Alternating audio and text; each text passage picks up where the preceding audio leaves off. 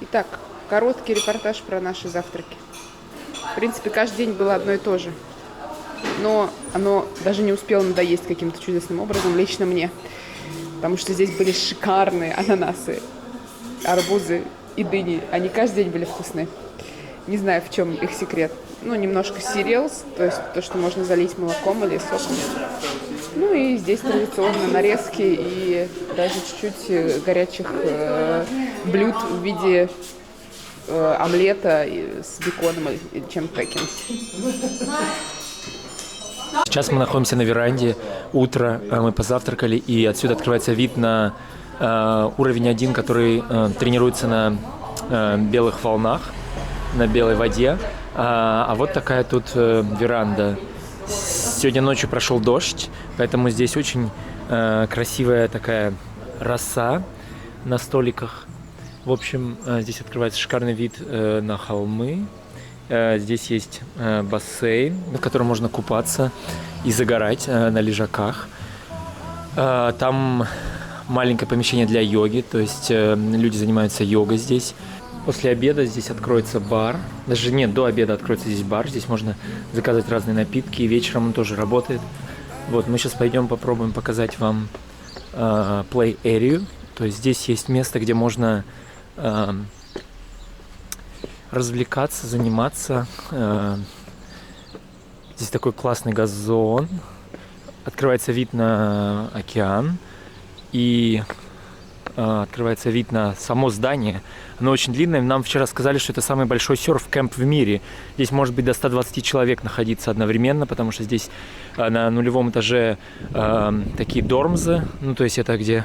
А вот здесь большой, ну, не очень большой, но маленький скейт-парк. Здесь можно на скейте кататься. Я думал, человек висит.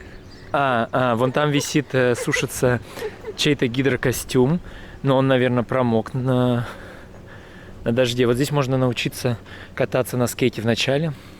Здесь есть турнички такие, на которых можно позаниматься. В этой будке находится много инвентаря для спорта. Можно гирьки, там, кантельки, позаниматься физической нагрузкой. Вот здесь можно летом сидеть тоже. Я так понимаю, здесь открывается иногда вот эти вот летние напитки, когда здесь больше народу, когда здесь лето. Здесь все сидят вот у play area. Спускаемся и покажем вам место, где у нас можно тут находиться. И вот здесь тоже можно потусить, когда это все высохнет после дождя.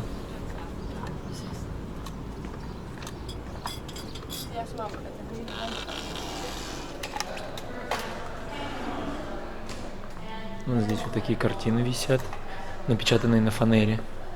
Здесь лифт для еды на второй этаж. Ни разу не видел, чтобы вы использовали. Вот здесь вот такой чиллаут зона, где можно почитать книжки, посмотреть, я не знаю, на YouTube видео про серфинг. Так, мы спускаемся вниз. В место, где у нас проходит завтрак. Мы сейчас еще раз пробежимся здесь и пойдем дальше. Мы пойдем, покажем вам ресепшн. Вот здесь вот все комнаты указаны, здесь на нулевом этаже. Дормс, там люди спят, мы шуметь не будем. Сейчас мы выйдем к ресепшену. Так, вот здесь мы выходим к магазину. Здесь есть магазин, в котором можно купить всякие сувениры, например, такие толстовочки и свитшорты. Вот здесь вот указаны все разные кемпы, которые здесь есть у этой в серф-кэмпа. La Point есть на Мальдивах, в Коста-Рике, в Норвегии, в Португалии, на Шри-Ланке, на Бали даже. Во сколько мы встречаемся с нашим тренером и серфим. Здесь все рассказано. Вот такой вот ресепшн тут. Сегодня у нас будет барбекю динер и Saturday Night Party. Вот здесь можно взять на прокат велосипеды или скейты. Вот такие вот велосипедики здесь стоят городского типа и скейты. Ну, тут есть банкомат, если вам нужны наличные, и есть здесь автомат. Мы вышли с ресепшена, и вот здесь вот место, где висят гидрокостюмы, которые нам дает серф-кэмп, чтобы мы не замерзли в этой холодной воде. Вот здесь вот гидрики, они сушатся, висят. Сегодня я буду кататься в 11. Вот здесь серф-доски стоят, здесь поломанные, внутри там стоят свеженькие доски, которые ждут своих людей на каталку. Здесь кто-то сушит свои частные гидрики. Можно сюда приехать со своей доской, со своим гидриком. Надо обязательно надевать футболочку за поинт и мыть ее после того, как ты покупался в океане. Вот здесь вот такая вот лестница, которая ведет к выходу из лагеря. Мы поднимаемся. Здесь опять вид. На этой стороне комнаты не имеют вида на море. С той стороны есть комнаты, которые имеют вид на море. Вообще этот лагерь очень заботится о sustainability, так называемом. То есть они устанавливают солнечные панели, потом перерабатывают все отходы, ну то есть у них ресайклинг есть, в общем, они стараются заботиться, и по пятницам проходит уборка пляжа, и у них внизу там есть надпись, сколько они собрали, а это ворота, через которые мы выезжаем, и вот здесь, по-моему, еще один шкаф, где стоят другие доски, уже не для начинающих, а для продвинутых. Что я хотел показать, здесь еще есть офисное пространство, где можно работать и серфить. Вход тоже по карточке, и ты можешь туда зайти, и даже есть какие-то митинг-румы тихие, где можно тишина, спокойно работать. Вот этот такой номер у нас. Мы находимся в другой части над офисом.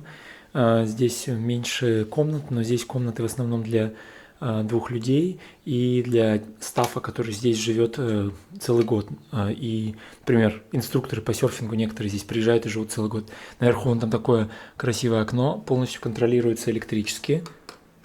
Вон, смотрите, закрывается и останавливается. И также можно закрыть, приоткрыть окно, чтобы воздух заходил и выходил, проветривалось.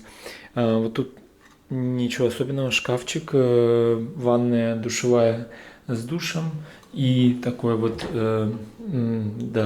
зеркало с раковиной. Все очень просто, красиво, аккуратно. В общем, ничего особенного, но очень приятно, очень приятные матрасы. Такая штучка, здесь можно сушить свои вещи немного. И вот такой вот у нас номер. Здесь мы решили показать дорогу от нашего кемпа, который подновляют краску сегодня, к ближайшему пляжу, который называется Фос до Лизандро. Вот табличка, которая на него указывает.